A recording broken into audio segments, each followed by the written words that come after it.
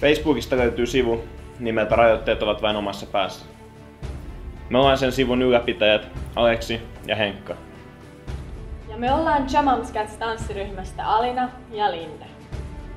Me tultiin kertomaan teille, minkä takia sisältö on tärkein. Meidän ryhmävetäjä Eve näki netissä kuvan erittäin kauniista naisesta, jolta puuttui jalat.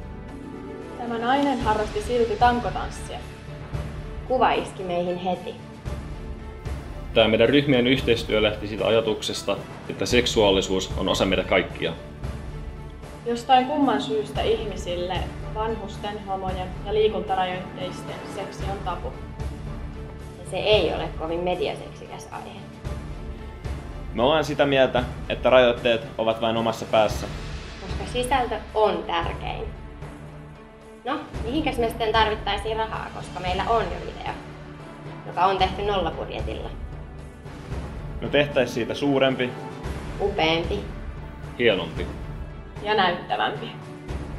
Rahaa käytettäisiin kalustoon, avustajiin, harjoitteluun, kuvauspaikkoihin ja videon esille tuomiseen, jotta Suomi ja koko maailma näkisi ihmisen sisäisen kauneuden. Silloin kun kaksi ihmistä oikeasti rakastavat toisiaan, heitetään rajoitteet sivuun ja uskalletaan katsoa pintaa syvemmälle. Unohdetaan pelkkä ulkokuori ja selvitetään, mitä ihminen oikeasti on. Ystävyys ja rakkaus ei katso kokoa, ikää, vammaisuutta eikä vakaumuksia. Katsokaa pintaa syvemmälle, voitte löytää kultaa. Muistakaa, rajoitteet ovat vain omassa päässä.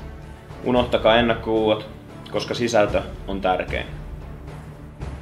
Ja jos voitetaan, lupaan tehdä takaperivoltin pyörätuolilta.